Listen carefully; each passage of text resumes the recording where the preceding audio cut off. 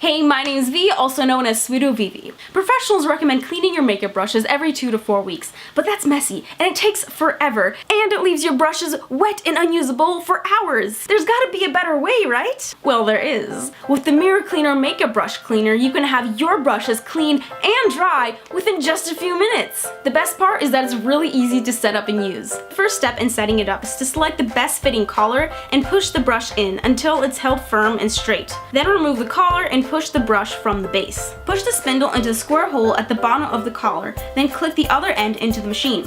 Check the machine is securely attached to the spindle collar, and make sure the brush is in a straight line. Adjust the brush if necessary. Any slight leaning to either side will affect the ability of the machine to clean and dry, and it may cause it to rattle.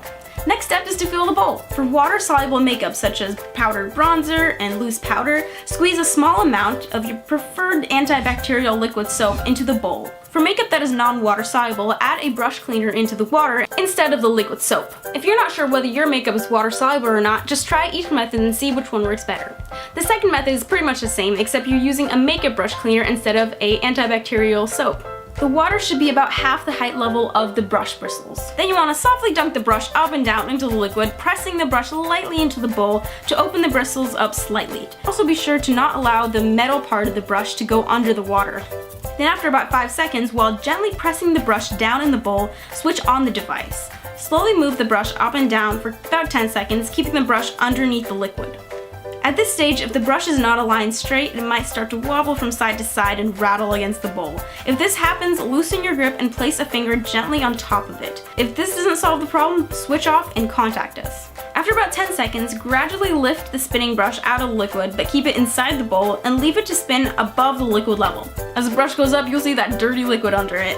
The bristle is going to splay out and you will see the water and cleaner and dirt being spun right out of it. Leave the brush spinning above the liquid for a few seconds and then switch it off. Repeat this step if you would like it to be drier than that. And then you can touch the bristles, see if they're dry enough for you, and if it's still not dry enough, then you could always just spin it for a few more seconds, but don't spin it for longer than 10 seconds at a time because that could damage the brush. After you're done washing all your brushes, you can just rinse out the bowl and even store the collars on the base. And that's it! It's super easy, super simple, so there's no excuse not to wash your brushes. My name is V, and I'll see you guys later. Bye!